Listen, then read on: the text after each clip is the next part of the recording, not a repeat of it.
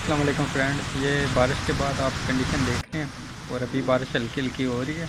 तो ये इस वक्त दरिया सिवां की कंडीशन है। तो ये पानी से बिल्कुल जो सा वो भर चुका है और अपने एंड लेवल के करीब है। तो ये पुल के बिल्कुल साथ साथ से ही पानी जा रहा है। ये आप देख रहे हैं, पानी बहुत ही स्पीड में जो सा वो जा रहा है, आपको जो नज़र आ रहा होगा। और अभी भी बारिश जारी है। ये बैरियर टाउन से मैं आपको दिखा रहा हूँ। ये पानी जो सा वो अपनी तकरीबन जो सा लेवल है उससे ऊपर आया हुआ है।